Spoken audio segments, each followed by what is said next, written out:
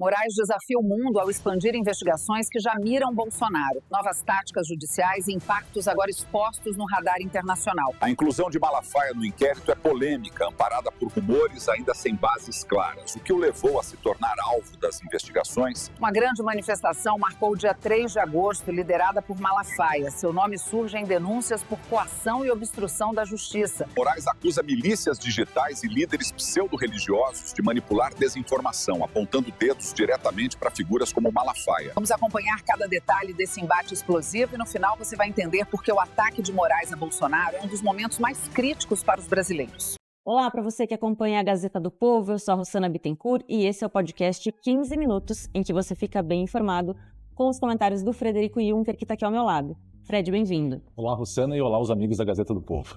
Falamos sobre o ministro Alexandre de Moraes, que parece que não recua, né, Fred, diante das sanções impostas pelo governo dos Estados Unidos, porque agora ele incluiu o pastor Silas Malafaia no inquérito que investiga o ex-presidente Jair Bolsonaro e também foi para cima de um advogado aí durante a audiência, né, Fred? Pois é, Rossana, mais duas novas decisões do ministro Alexandre de Moraes envoltas aí em grandes polêmicas. Nesse caso do pastor Silas Malafaia, ele acabou por incluir o nome do pastor na investigação que hoje corre no Supremo Tribunal Federal contra o deputado federal Eduardo Bolsonaro, o ex-presidente Jair Bolsonaro e o jornalista Paulo Figueiredo, em que se apura ali a eventual prática do crime de coação no processo, obstrução à justiça e atentado à soberania.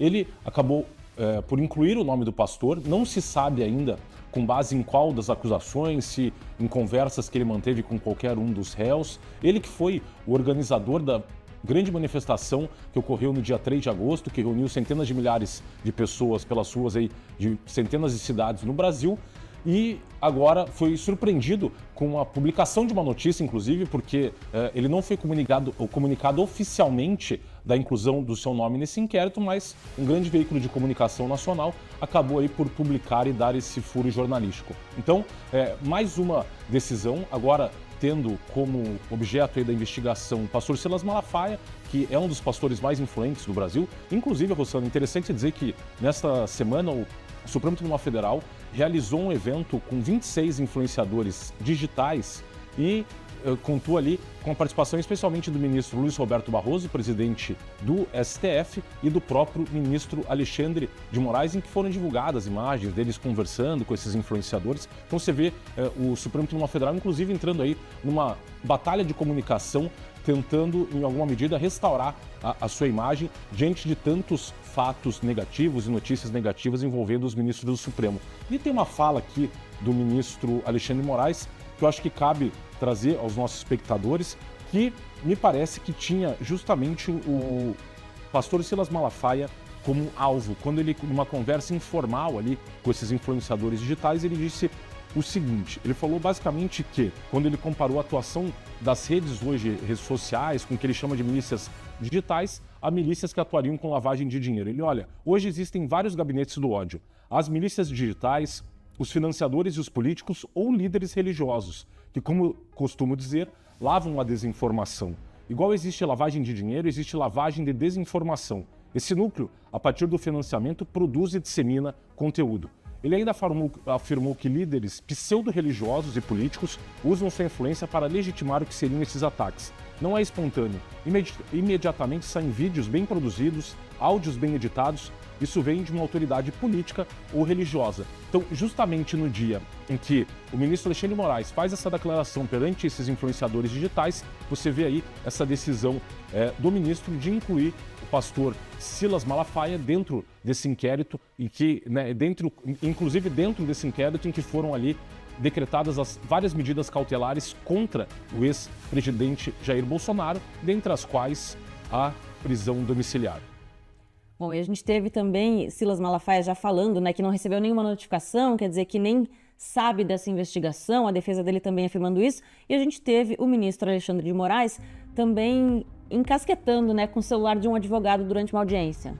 Pois é, Rossana, esse é um fato muito grave, pois o ministro Alexandre de Moraes proibiu que um advogado fizesse a gravação da audiência, e que era a cariação entre o Mauro Cid, o colaborador réu colaborador de todos esses processos da suposta tentativa de golpe de Estado, e o coronel Marcelo Câmara. O advogado, primeiro, ele havia feito uma questão de ordem para esclarecer um ponto que havia ali uma dúvida, restava uma dúvida entre a declaração de Mauro Cid, que foi confrontado por Marcelo Câmara. O ministro cassou a palavra do advogado e depois mandou com que um segurança do STF desbloqueasse o celular desse advogado para ver se ele estava ou não gravando a audiência. Esse é um fato muito grave, Rossana, porque numa série de ações desses inquéritos e das ações em curso hoje no STF, já não é a primeira ocasião em que os advogados reclamam pela violação das suas prerrogativas profissionais. E aqui só queria trazer um exemplo para os nossos espectadores. Nós temos o Estatuto da OAB, que diz muito claramente no seu artigo 6º: não há hierarquia nem subordinação entre advogados, magistrados e membros do Ministério Público, devendo todos tratar-se com consideração e respeito recíprocos. Artigo 7º. São direitos do advogado a inviolabilidade do seu escritório ou local de trabalho, bem como de seus instrumentos de trabalho, de sua correspondência escrita, eletrônica, telefônica e telemática, desde que relativas ao exercício da advocacia. Portanto, o ministro Alexandre de Moraes, ao determinar que um segurança desbloqueasse e constatasse informações no celular do advogado, acabou por violar justamente essa garantia do profissional da advocacia de que ele não pode ser submetido a uma varredura de informações, seja no seu próprio escritório ou, nesse caso, de um instrumento de trabalho, que é o seu aparelho telefônico, sob pena, inclusive, de uma eventual violação do seu próprio sigilo profissional, das suas comunicações entre o advogado e o seu cliente. Mas, para além disso, também, Rossana, quando ele caça a palavra desse advogado, ele também viola o inciso 10 desse artigo 7º do Estatuto da Ordem dos Advogados, que diz o seguinte: que é direito do advogado usar da palavra, pela ordem, em qualquer tribunal judicial ou administrativo, órgão de deliberação coletiva da administração pública ou comissão parlamentar de inquérito, mediante intervenção pontual e sumária para esclarecer equívoco ou dúvida surgida em relação a fatos, a documentos ou a afirmações que influam na decisão. E, para além disso, uma outra ilegalidade, Rossana, é que o ministro alega que ele queria apurar se o advogado estava filmando ou não a audiência ali, o transcorrer da audiência. E é um direito de qualquer das partes, por meio dos seus advogados, gravar audiências. Tanto assim que o artigo 367 do Código de Processo Civil, que é aplicado subsidiariamente na área penal, ele diz o seguinte: olha, no seu parágrafo 5º, a audiência poderá ser integralmente gravada em imagem e áudio, em meio digital ou analógico, desde que assegure o rápido acesso das partes e dos órgãos julgadores, observada a legislação específica. E o parágrafo 6º, a gravação que se refere ao parágrafo 5º, também pode ser realizada diretamente por qualquer das partes, independentemente de autorização judicial. A gente teve um episódio que ficou famoso no Brasil, que suscitou uma discussão muito parecida quando da audiência do então presidente Fernando Henrique Cardoso, que era testemunha de defesa do Lula no processo perante a 13ª Vara Federal da Lava Jato, quando o então juiz federal Sérgio Moro proibiu que o então advogado Cristiano Zanin fizesse a gravação da audiência, no que o Zanin, obviamente, protestou, justamente invocando esse artigo do Código de Processo Civil, que é também aplicado no processo penal. Inclusive, na época, o próprio Zanin, que hoje é ministro do Supremo Tribunal Federal, destacou que a decisão à época do juiz Sérgio Moro violava esse artigo 367. Ele disse o seguinte: em audiência realizada em dezembro de 2016, o juiz da 13ª Vara, no caso era a vara onde o Moro atuava, fez comentários que reputa inadequados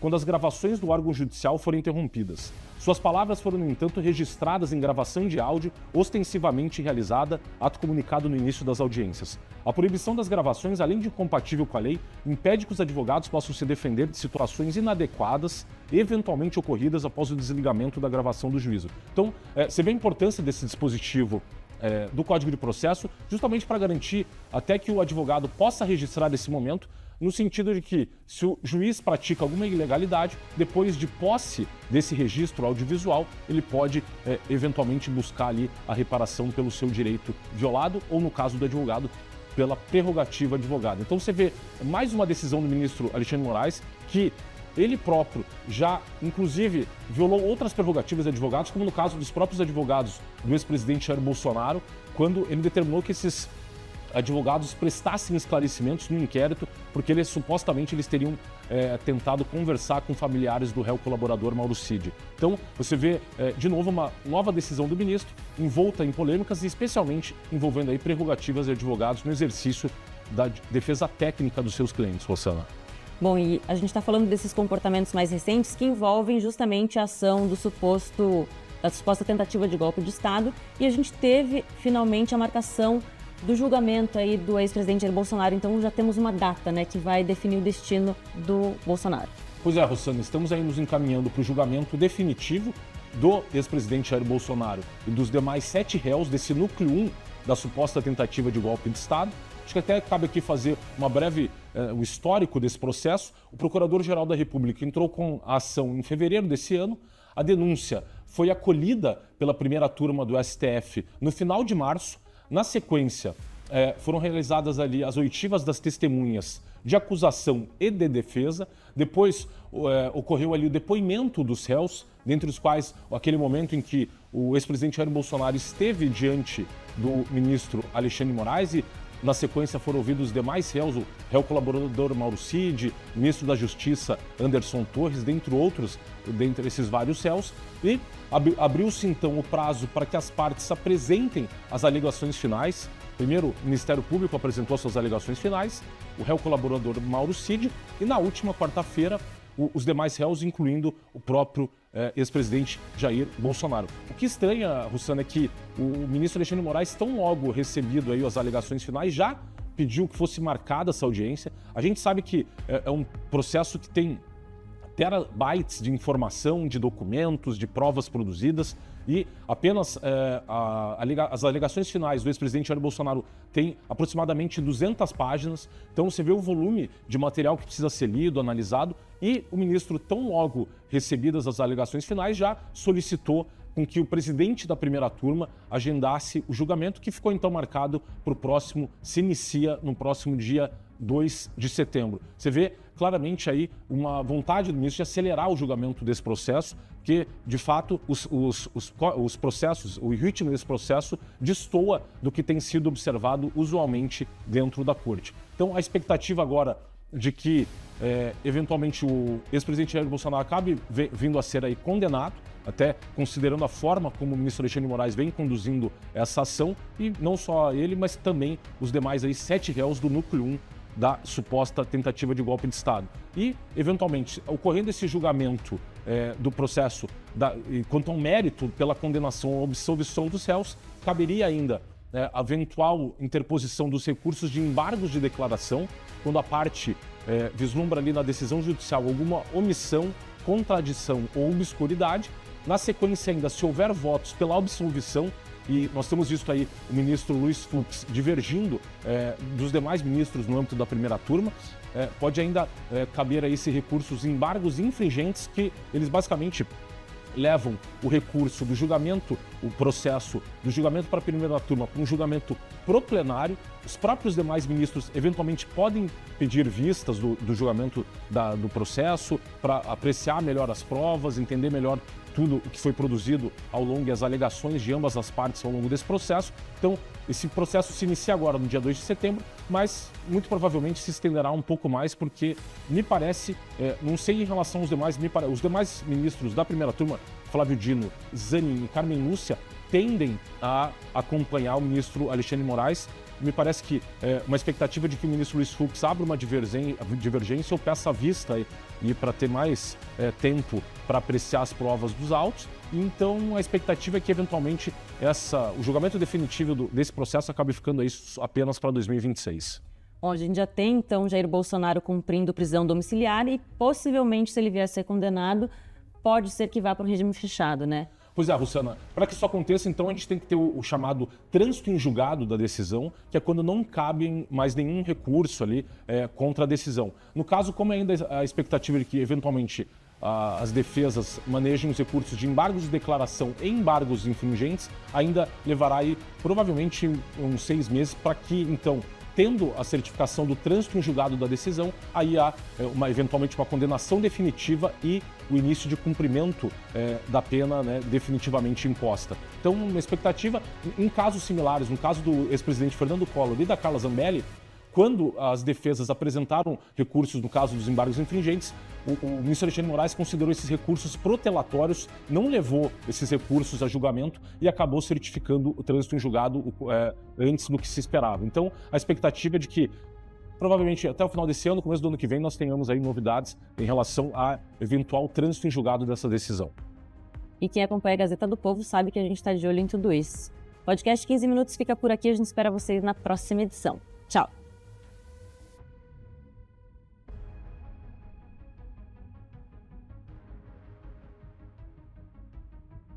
Chegamos ao fim dessa análise, mas a crise está longe de terminar. O que vimos hoje mostra como Moraes está disposto a ir além em sua ofensiva contra Bolsonaro, atingindo também figuras como Malafaia. As consequências desse embate vão pesar não apenas no cenário político, mas diretamente na vida dos brasileiros. Por isso, inscreva-se no canal, deixa o like, ative as notificações e torne-se membro para fortalecer nosso trabalho e garantir que possamos seguir trazendo essas revelações. E eu te pergunto, até quando a sociedade vai aceitar esse nível de ataque sem uma reação à altura?